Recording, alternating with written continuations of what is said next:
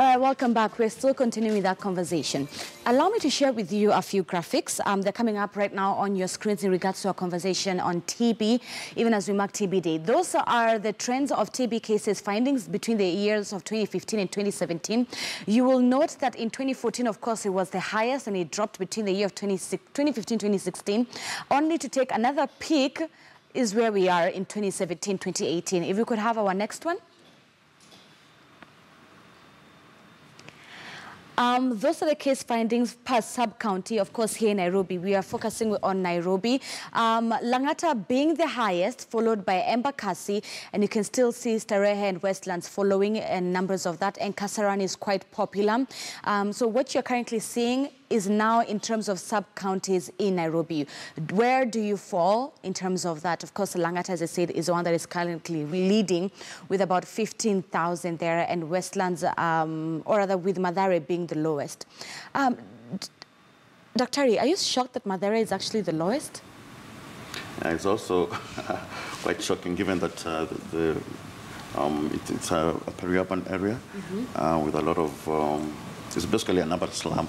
Yes. So you'll expect the cases to be high there. There could be factors also related to this. I think it's not very surprising.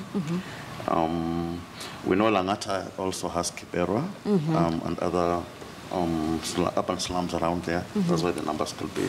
I'd expected Westlands to be actually the lowest, given that it is a bit more modern. Okay, Westlands is an area geographically. If you look at it, also it has quite a bit of peri-urban, settings. Slums, Kangemi is also part of Westlands. Yeah, so Westlands per se as a sub-county we'll talk about. The larger part could still involve the other communities. All right. So we have a new face here in studio with us. She goes by the name Limo Jerup. She is a TB survivor. Limo, thank you so much for your time and coming. Me. I'd love to hear your story. Talk to me about it. How did you come to find out that you did have TB? How you went for the treatment, etc. So my first occurrence with TB was when I was 10 years old. That was when first I was diagnosed with TB.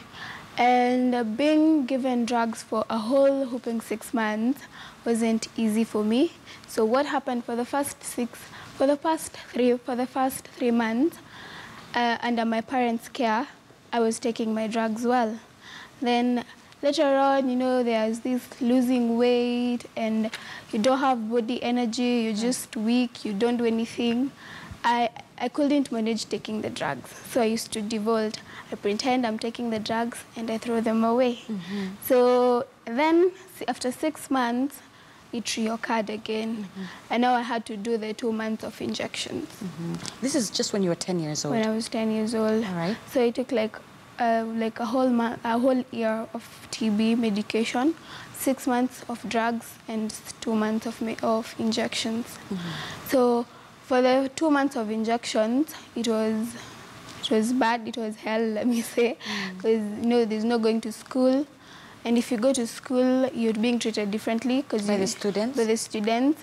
You have to stay away. People don't want to stay near you because maybe they'll get it. And everybody has their own misconceptions and stories about the disease that I'm having. I had grown small, I was not eating, I was just so, I was just so dull. And when I got well, I decided to join. Right now, when I cleared school, I decided to be a TB advocate, so at least I can help those who've gone through the same. Yes. I mean, of course, right now you're a bit older, at 20 years old, but can you take me back to when you were 10 years old?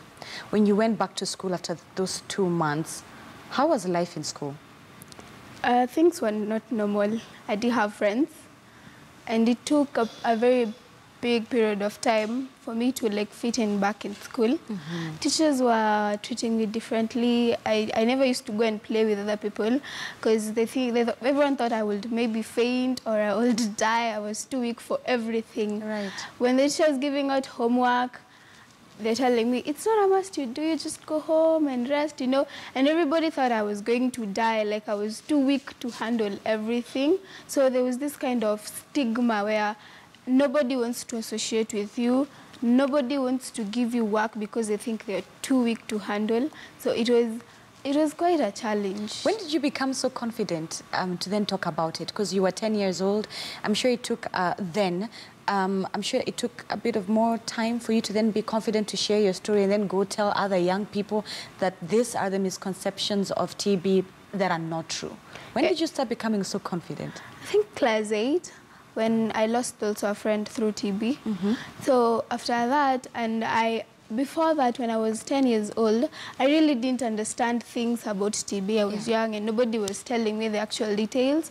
But later on, when I was in class 8 and everything is coming out evidently, and I was told everything about TB, and I had the chance to maybe study a bit of it in science. Then when I got into high school, I was in school, you know, you're in the hall is so crowded, everyone is coughing, everyone is doing everything. And then I remembered some time back, someone taught me, you know, I went to hospital and there was these posters of TB. If you don't stay in somewhere where there's good ventilation, you might get TB. And I started talking about it while I was in high school, and I've never looked back since then. When in high school, what was the response? Were people more positive about it, or at first they were a bit shy, then they started to learn more about the disease? No, my teachers were like, you should concentrate on your studies, don't worry. Everyone had their own different opinions, but later on, it was embraced, and I was, through the health club that I was in school, I was able to push it on, and it just supported me. So it's still there even right now. Dr. Stephen, talk to me about the importance of early detection and treatment. Okay, thank you. So once you realize that you already have the symptoms of TB, the symptoms I mentioned earlier, cough of any duration, night sweats, fever, loss of appetite, loss of weight, you seek medical care immediately in a facility where you will find a clinician who, on suspicion that you have TB, you become what we call a presumptive TB case. So you're presumptive until you are tested with a laboratory test. Currently, we have a modern test called GeneXpert. It's the first test that is, advocated for diagnosis of TB in presumptive TB cases. It's a very fast. Within 2 hours, you have your results. And in most facilities, currently in Kenya, we have about 154 of those machines in the facilities. Okay. So once you're diagnosed to have the TB, then you're put on treatment immediately. Is 154 enough to serve our population? Still, the target has been to push it to a number of about 250. But still, the 154 is still good coverage to some extent. Okay. Yeah, because one GeneXpert might serve a number of facilities. Yeah. And the emphasis of following up? Once you start on treatment also, it is very important that you get what we call adherence counseling from the clinician or the nurse who has initiated the treatment. And it will be very important for you to take your medication on a daily basis, faithfully, without any interruptions. Right. Because once you interrupt, then you bring in possibilities of getting other complications, like resistance to treatment, which is even more complicated and more costly and more dangerous to the patient. All right. Kelly, as an advisor, for you, one thing that you had echoed is the fact that healthcare officers should be able to let you know that just the same way you go for your HIV/AIDS test for free, you can also do TB as well. Yeah. Yeah, as implementing partners, we are supporting the government to make sure that the way of practicing, the usual healthcare practice is a bit changed. So we are requesting that facilities, for example, optimize, the opportunity of a patient having reported to a facility, other than just reviewing a patient for the condition this patient has presented with. It would be very important to also screen for TB. Right. But from the public health perspective, we're also encouraging and sensitizing communities so that as you go to a facility, you also demand for TB screening, especially when you have one of the symptoms Dr. had talked about. Yeah. Just the way it's happening in HIV programming, it's working very well, where I can feel like I need to do a HIV test, and I'll walk in a facility and request whether I have symptoms or not. And then the a healthcare provider will decide, will screen me to say whether I'm eligible for HIV testing or not. So we are encouraging the same thing to also happen with TB. So Kenyans at home, you'd tell them that just the same way you go for your HIV test, request demand for TB screening as well. Yeah, for TB screening. Okay. Yeah. And then they'll be taken through an eligibility criteria based on a proper assessment. And then the healthcare provider will decide whether you need to have TB screening or not. Okay. Yeah.